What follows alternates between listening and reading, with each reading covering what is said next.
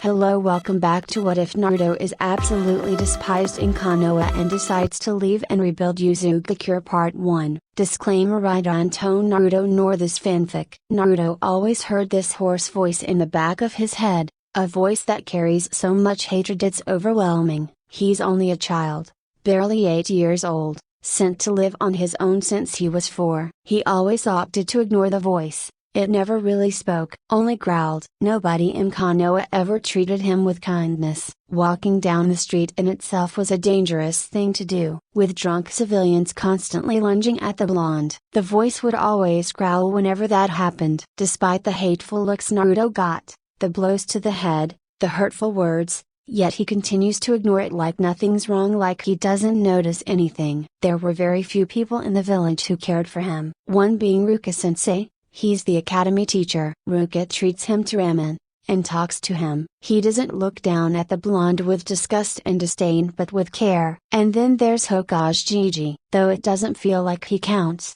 All he really does is drop off money for the month, ask how he's been and leave. Holding the boy at arm's length, Hiruzen is nothing but a distant grandfather too hung up on grief to care for the boy properly. Konoha has never felt like home for Naruto. It felt like there was somewhere else where Naruto needed to be, but he didn't know where, like he needed to go home, and yet he didn't know where home was. His apartment isn't home either. The dingy place only has 3 rooms, with mold and mildew in the corners. The bathroom had barely running water that would never get hot no matter what he did. Getting sick was always the worst. With barely enough money to get by, getting medicine wasn't an option. Sleep never came easy either. He'd spent 4 or 5 hours in the bed tossing and turning. The thin blanket and hard mattress didn't make it any better either. But tonight something changed. Tonight, for the first time in years, Naruto dreamed. It was cold and damp. For a while all Naruto saw was black, just darkness completely enveloping him. Then it spoke, its voice scratchy, like it hasn't spoken in years. Naruto opened his eyes to see a sewer, and a huge cage with huge red eyes behind it. "I'm surprised a brat like you got here so soon," a broken barge started. "Where am I?" he asked. Humans always ask the most uninteresting questions. "You should know who I am, Brett. You're my jailer after all," the voice continued. "What's your name?" the boy asked innocently. The voice paused for a while, long enough for the silence to become uncomfortable. Naruto almost thought the voice hadn't heard him. Getting ready to repeat the question, the voice spoke. "Humans don't normally ask that." "You're interesting. I'll give you my name. My name is Kurama." Then he woke up. Naruto couldn't go back to sleep afterwards. The name stuck in his head for several days. It gave Naruto a warm, fuzzy feeling, like the feeling when Ruka-sensei praises him. The feeling of having a friend. He has the same dream a week later, waking up in the dirty sewer, and greeted with a cage and glowing red eyes. "You're back again. Why?" Kurama asked impatiently. "I don't know. You seem lonely in that cage," Naruto answered. I don't understand. Humans should fear me, resent me, hate me for killing their loved ones. Why do you care if I seem lonely?" Kurama asked again. "Because I know what being lonely looks like. I want to be your friend," the blonde responded. "You shouldn't be friends with me. I am the Kyuubi no Kitsune, a monster feared by everyone," the fox replied. "The people of Konoha call me a monster too." "That's something we have in common," Naruto said. The fox looked into the eyes of the boy. His eyes told stories of things a child shouldn't have experienced. "We'll talk later, Kit," the fox said abruptly. "Wait," he said in an attempt to stay. But Naruto woke up again. The sun shining in through the windows. For once Naruto didn't feel as alone. He felt like he had a friend, even though they had just met. That day he walked out of his apartment with a genuine smile on his face. Naruto's birthday was always the worst. He couldn't even leave his house. Even though he was 11 now, being older didn't stop the pain, or make it better. Civilians would break into his tiny apartment and make it worse than it already was. They'd wreck his house, write things on the door like demon or monster. He wasn't going to lie and act like the words didn't get to him. Whenever these things happened, Kurama would always get loud. His disgust for what was happening to the boy rolling off Naruto like waves. Whenever October 10th came around, Naruto would always hide by the beach or really any body of water. Nobody would bother to check those places. I mean, who would think a monster like him could swim? Coming back to the apartment wasn't too much fun either. The boy had to spend hours and money fixing the apartment. Kurama had been talking to him whenever he was lonely, which was more often than Naruto would like to admit. Naruto had learned a lot from Kurama, like stories of his parents. Talking to Kurama changed his views on things, like Hiruzen for example. Soon after meeting the nine-tailed fox, Naruto learned how evil people could be to you, and how they lie. The blonde learned that Hiruzen was nothing more than someone who gave him money each month. Naruto knew now that he was just a reminder of death to Hiruzen, a reminder of a tragedy he had no hand in. The ocean-eyed boy, barely minutes old when the tailed beast was sealed into him, his opinion on Ruka-sensei never changed. Ruka was always kind to him, never once changing, or turning his back to the boy. The fox respected the instructor for that. Naruto would graduate next year, learning how to properly make a clone and a shadow clone with Kurama's help. With that, Naruto should ace the exam. Kurama also taught the blonde how to read, write, and cook. As it turns out, cooking was less expensive and healthier than eating ramen every night. Out of everything Kurama would talk to him about, stories about his parents were the best. Naruto would soak up the information like a sponge. He favored his mother more. The way she was described made it seem like she was the most beautiful woman in Konoha. She had red hair, so vibrant you would notice it anywhere. She had deep violet eyes that sometimes looked silver. Kurama said she had a temper that was a force to be reckoned with, and that she fought her bullies very often. Even the teachers were scared of her. His father, on the other hand, was a total hopeless romantic according to Kurama. He chased after his mother so much even though she had rejected him once before. She only fell for him after he had saved her while she was getting kidnapped. In the Hokage office, Hiruzen looked at the painting of Minato with a twinge of sadness. Minato, I wonder how much that boy takes after you, he thought with regret for his own actions. He was wrong. Naruto always took after his mother more. Naruto wished he could have met his parents, or had learned about them in a different way. He thought it was stupid that his own heritage was kept a S-class secret, even to him. It was his family. Why would it be a secret? To protect him? It was just a secret so Hiruzen wouldn't be reminded. Kurama always seemed to dislike all the Hokages, even Naruto's father. Though Naruto didn't mind it much,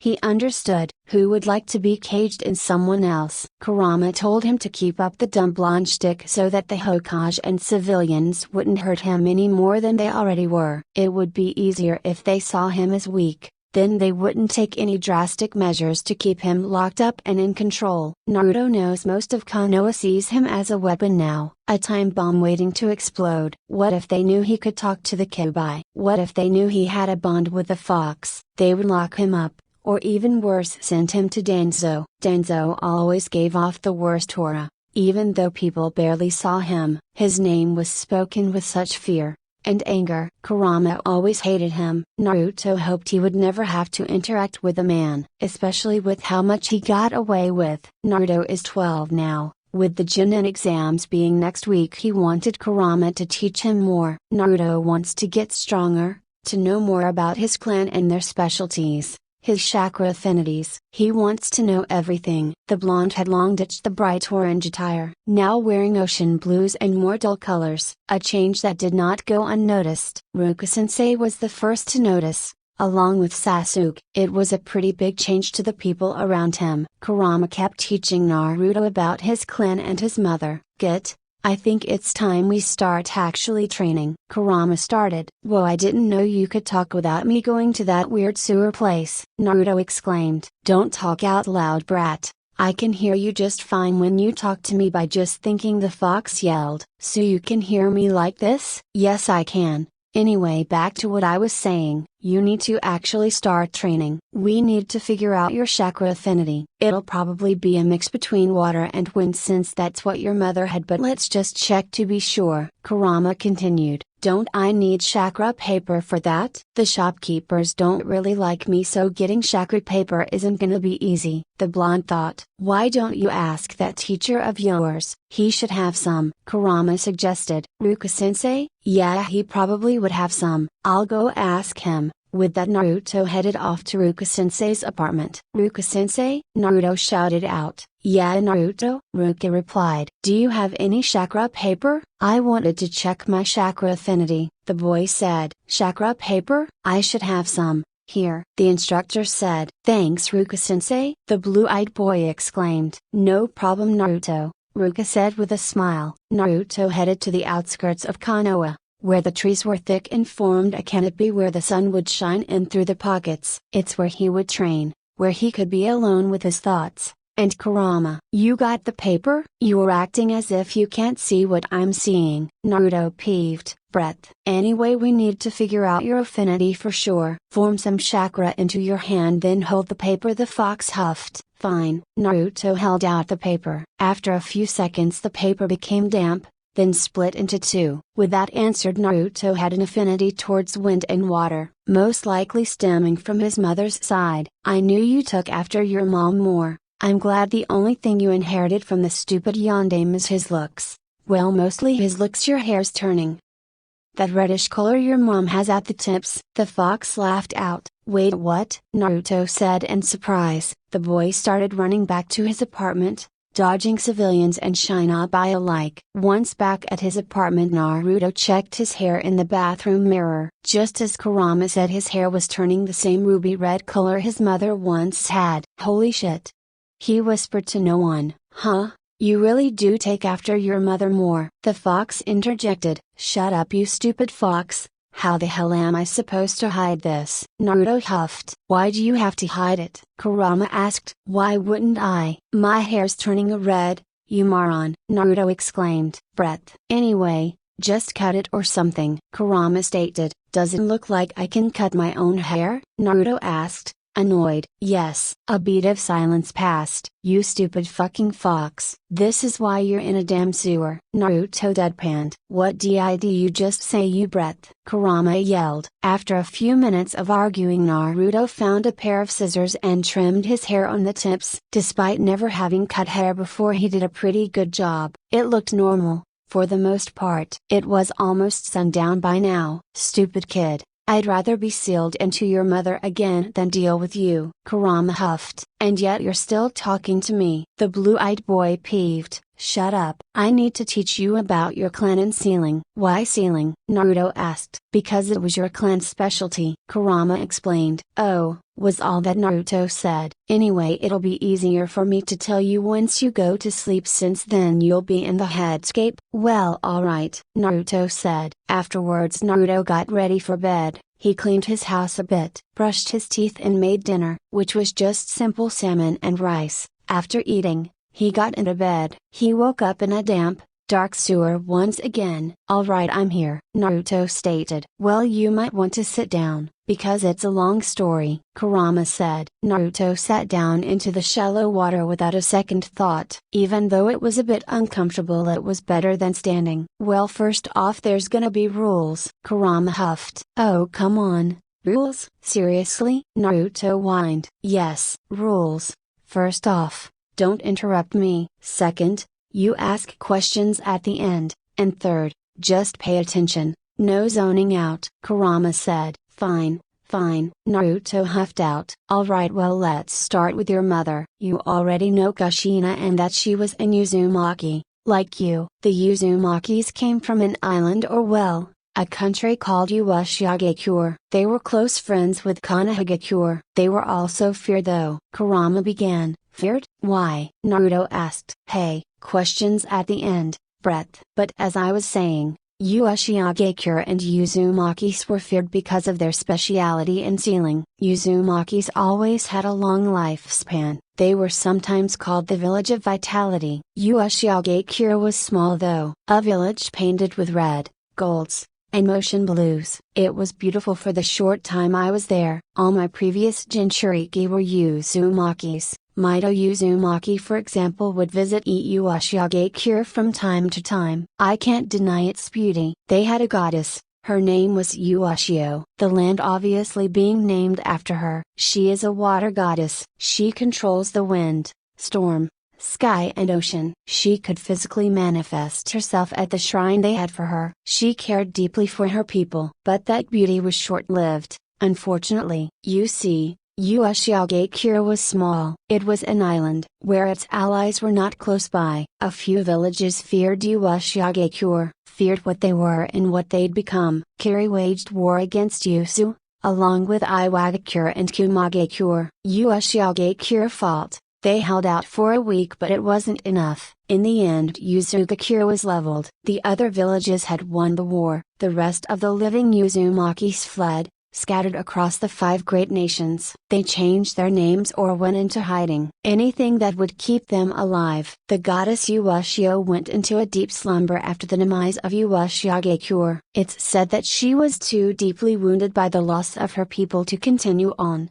Wrecked with grief, she went into that slumber of hers. Apparently she's waiting for another Uzumaki to walk across her land, for an Uzumaki to worship her shrine. Only then will she awaken. But that's all speculation, of course. Kurama finally ended his long story with a laugh. At the end of the story, Naruto was sitting starstruck and with a million questions itching to get out. Kurama, probably noticing he wanted to ask a few things, he finally gave in. "Alright, fine, Kit.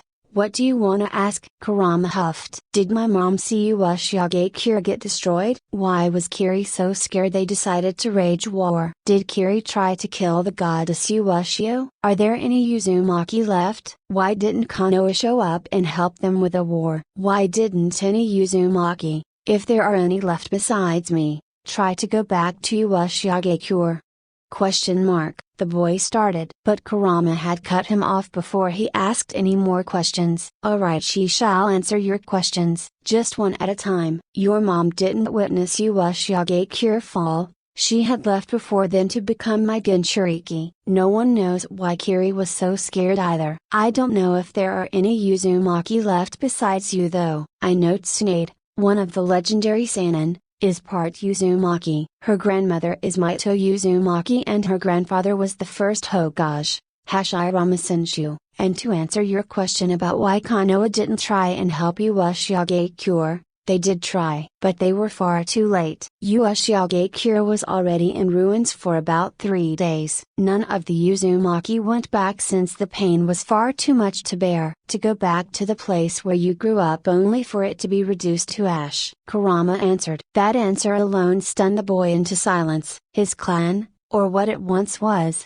no longer existed. The home he should have had, reduced to ash. All because of fear. It invoked anger in him that he didn't know was possible. He wanted to see Uzushiogakure, or what was left of it. Through the story alone it felt more like home than Konoha ever did. So Naruto decided to make a decision. Kurama, teach me everything you know about my clan's specialties. Teach me their culture. Just teach me everything. I want to restore my clan, please. Naruto pleaded. You got it, Kit. Kurama affirmed. Thank you for watching. I hope you have enjoyed this what if.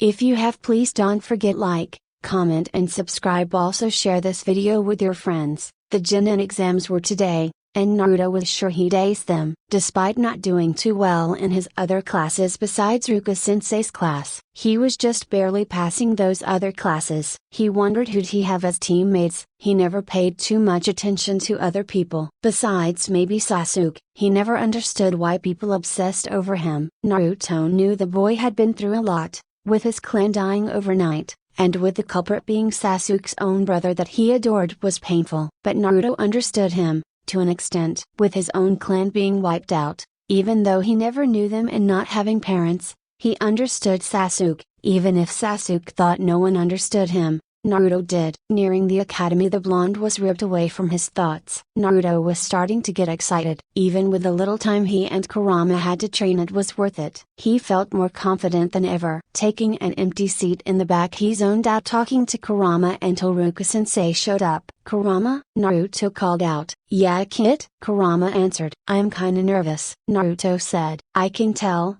You're a bundle of nerves. Kurama deadpanned. You can tell my emotions? Naruto exclaimed. Yes, now listen. You're gonna ace this damn test, so stop worrying. Kurama stated. Okay, you're right. I'll ace this stupid test. Naruto affirmed. Damn right. Kurama said proudly. Ruka-sensei came in shortly after. Ruka started shouting out names to do the transformation jutsu. Alas, Naruto's name was finally called. He heard a few snickers as he got up from his seat. "I'm going to eat them," Kurama sneered. "Please don't," Naruto pleaded. Finally making it to the front of the class, Naruto prepared himself. "Naruto, transformation jutsu," Ruka-sensei called out. Naruto transformed into Ruka easily. It was an E-rank jutsu, not that difficult to do. "Good job, Naruto," Ruka-sensei praised. The blonde sat back down in his seat while waiting for the others to take their turn. After they all went, the second part of the test started. They all had to wait in a line and individually do a bunshin. While waiting in line, he noticed a few people. The Rookie 9. Naruto was a part of the Rookie 9 but never took the time to get to know them. He was too busy trying to live. So far he counted only some of their names, those being Sasuke,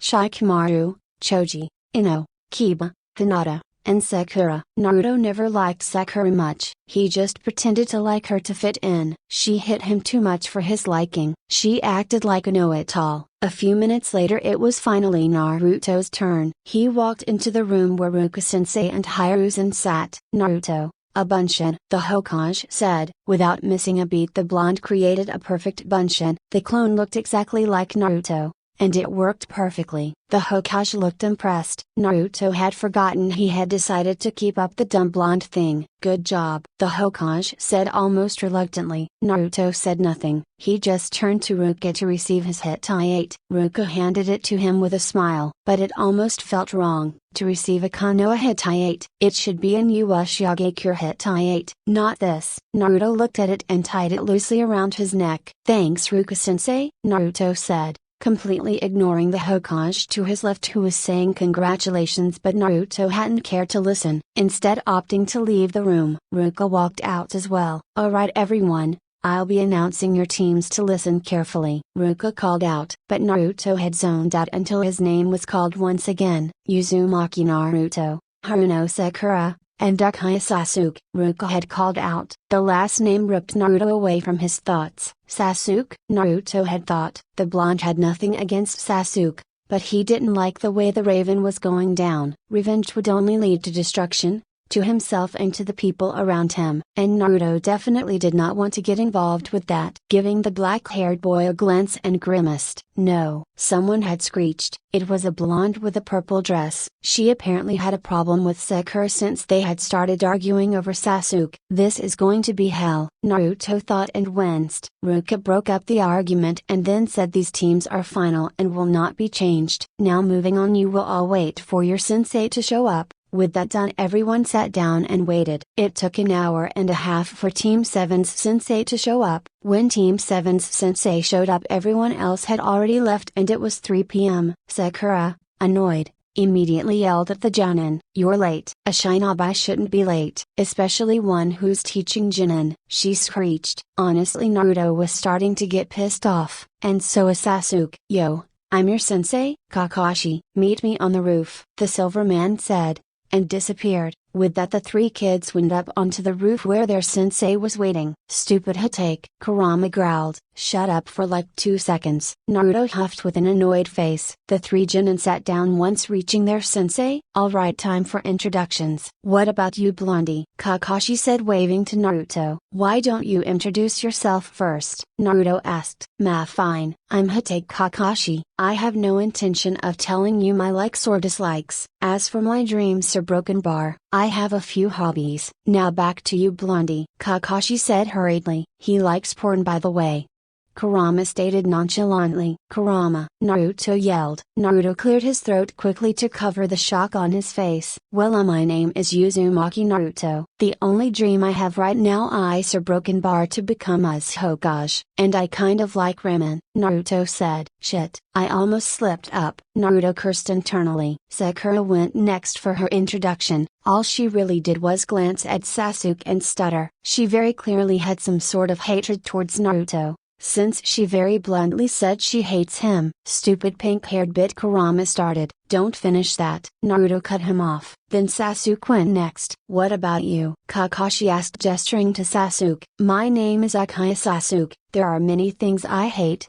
and there aren't a lot of things I like. Also, I have an ambition that I have no intention to leave is just a dream. The revival of my clan, and to a broken bar kill a certain man, Sasuke said grimly, a little melodramatic. Naruto thought, I think he's depressed. Kurama deadpanned. Kurama, Naruto yelled. He had to look away so they couldn't see his face. Sasuke's speech had effectively ended the conversation. Kakashi-sensei just told them to show up to Training Ground 9 at about 5 am and to not eat anything beforehand. If they did they would throw up. Naruto took that as a cue to leave, so he sprinted away as soon as he could. He's emo, I'm telling you, Kurama interjected. Kurama, please, stop, Naruto pleaded. You fine, Kurama said defeated. A few minutes of running Naruto had ended up at the training area he and Kurama always used. I knew you could do the exam, Kurama said proudly. Thanks Kurama. You know, maybe you're not so bad, Naruto responded. The hell is that supposed to mean? Kurama asked accusingly. Anyway, I think it's time you really start teaching me my clench jutsus. That week we had wasn't enough, Naruto said to shift the subject. Whatever you breath, I'll teach you, Kurama huffed. Thanks you dumb fox, Naruto snickered. God, I hate kids, Kurama thought to himself. The rest of the day Naruto and Kurama spent training in the thick woods, only stopping a little to eat and relax a bit. By the time it was sundown Naruto had made a lot of progress with Fanjutsu. Not enough though, he had also learned some Suidanjutsu and wind release. He was the best at Fanjutsu like his mother. You're doing good kid, Kurama praised. Aw thanks Kurama, Naruto said. We should probably call it quits though. You've got a long day tomorrow, Kurama said. Yeah, you're right. I'll start to head home, Naruto responded. Naruto cleaned up a bit before heading home. He had learned how to put up privacy and protection seals, which he was going to put to use in his apartment as soon as he got home. Heading straight home, still dodging certain places in the district, he was finally at his apartment. He decided to ignore what Kakashi and cooked anyway. He made miso soup, sticky rice, salmon, tofu, and had some seaweed to go with it. Naruto ate a lot of fish since the vendors and shopkeepers didn't want to sell to him. It was easier to just catch the fish than buy it. He took a shower, ate his food and got ready for bed. The next day Naruto got up at 5 am and assumed their sensei would be at least 2 hours late and decided to use that time to train with Kurama. He headed to their training area and got to work, mostly working on Fuinjutsu since it's the thing he wanted to improve the most. An hour later he finally headed to the training area. It took about 30 minutes to get there since Naruto was pretty far. Once he got there he got yelled at. Where the hell were you? Sakura yelled. She's getting on my nerves, Kurama growled, but Naruto ignored his comment. Look, our sensei isn't even here. It doesn't matter if I'm fucking late. Naruto snapped, clearly not in the mood for this so early in the morning. Naruto snapping at them clearly surprised the two. Sasuke looked at the blonde quickly. He's never snapped at someone before, the Raven thought. Sakura however took offense to this. She hadn't been able to voice it since Kakashi-sensei got here. Yo. Sorry I got lost on the path of life. Kakashi lamely excused his lateness. You three cute Genin need to pass another test, Kakashi said bluntly. Another one? Question mark. Seriously? Sakura whined. Yes, or all three of you can be sent back to the academy, Kakashi said seriously. That sentence sent shock through the three kids. Sasuke looked like he was thinking, calculating. Sakura looked shocked, almost like she was about to cry. Naruto however kept a straight face, like he was zoning out, not really paying attention to what was happening. Naruto, sensei's son, Kushina's son, God if only they could see him, Kakashi thought painfully, but with a straight face. Kakashi once asked Hokage-sama to take in Naruto. He was denied since Kakashi was too young, too damaged. Instead of giving into emotions, Kakashi just continued what he was saying. The test is simple. You see these two bells here? Kakashi asked while gesturing to the two bells he pulled out of his kunai pouch. You have to take these two bells from me before afternoon hits. Got it? If you don't then all three of you are getting sent back to the academy. Kakashi continued. But there's only two bells and three of us, Sakura explained. So one of us is going back to the academy, Sasuke said with a dark shadow covering his face. It was pretty damn clear he didn't want to be the one sent back. He's lying. Damn Hitake, scaring poor kids. Well, not my kid, but still, one of you isn't getting sent back to the academy. You're a three-man team, so you all are one. This is about teamwork, not just the bells. Kurama explained. See, this is why you're my favorite fox. Thanks Kurama, Naruto said gleefully. The praise earned a perk from Kurama. Kakashi started a timer and everyone spread out, all three taking off in different directions. Naruto hid in a nearby tree thinking of ways to get Sasuke and Sakura to work with him. Sakura very clearly hated him and wouldn't listen to a damn thing he said. And Sasuke made it pretty clear he was going to do this on his own. So Naruto was on his own, so he decided to just take the bell himself. Coming out of hiding and taking a stance in front of Kakashi, he had a plan to get the bell from the older man. Naruto would lure him into a trap. He had set down a paralysis seal and would just lure Kakashi into it. Using the dumb blonde thing would finally come in handy. Naruto decided to do what he's best at, acting dumb. He charged headfirst at Kakashi, not missing the presence in the trees who was clearly Sasuke. Learning how to tell people apart by their chakra no matter how suppressed it was so helpful. Pushing Kakashi back was surprisingly easy. Based off his body language, the man hadn't noticed the seal coming up right behind him. No one would expect a Genin to know seals, especially Naruto of all people. Kakashi stepped into the seal's area, and when still, he fell to his knees. Naruto simply walked up and stole one of the bells. Thanks sensei, Naruto said plainly. A seal? There's no way. How did he? Kakashi thought wide-eyed. Naruto ran away into the trees to where they were to meet up after they got the bells or when time ran out. The seal had worn off a few seconds after. Kakashi still on the ground out of shock. How the hell did that Uzushiogakure get the bell before me? And why did Kakashi stop moving all of a sudden when he stepped on that part of the field? Did Naruto do something to it? Sasuke thought in a panic. So Sasuke took this as a chance to get to Kakashi. Charging at the man, he threw kick after kick and punch after punch. Kakashi must have been off his game since Sasuke was able to snag the bell after a quick maneuver. In the end, Sakura got tied to the pole while Naruto and Sasuke ate lunch. Sakura was caught in a genjutsu apparently and had passed out. Sakura was crying, very loudly might I add, and Naruto was getting tired of it. He was just trying to eat lunch in peace. So Naruto decided to offer his lunch to Sakura despite Kakashi telling them not to give her any and Kurama's protests. Do not give her any fucking food. Kid, I swear if you give her any I'm disowning you as my Ginchuriki. Kurama howled,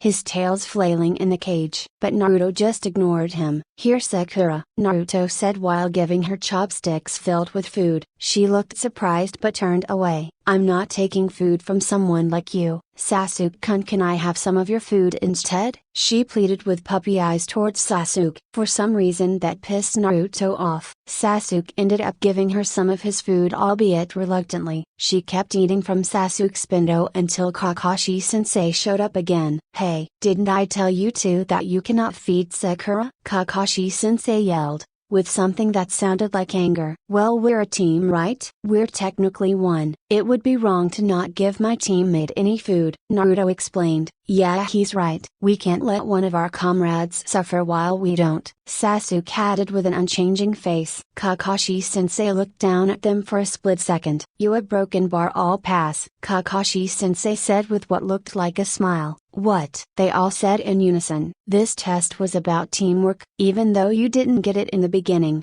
I'm proud of you, Kakashi sensei explained. They untied Sakura shortly after. She got her lunch and started eating it. They all said their goodbyes and headed home. Kakashi sensei and Naruto being the first to leave. Sakura stayed behind a bit to try and go on a date with Sasuke, but he rejected her of course. He lingered a little bit longer, thinking about Naruto. How did he even do that? Sasuke wondered. He ended up thinking about Naruto the rest of the day, mainly his appearance, but Sasuke would never admit that. The more Sasuke thought about Naruto, the more this weird feeling in his chest would swell up. It was the same feeling when Sasuke would look at his family, or close to it. This feeling was different though, just a little bit. The Raven brushed it off and headed toward his house, one where he was always alone. Naruto was finally back at his apartment. He spent a little time training with Kurama at their spot. He was winded by the end of it. He called it a day and started getting ready for bed. I don't like how that Okaya was staring at you after you left. He was staring for far too long for my liking. Kurama snarled. You overprotective fox. Naruto joked. No really. He was staring, like he was in a genjutsu or something. Kurama insisted. Kurama, calm down. I know you don't like the Uchiha clan for whatever reason, but I want to get some sleep. Naruto exasperated. Fine, fine, I just don't trust him. Get some sleep, Kit. Good night. Kurama huffed, finally giving it up. Good night.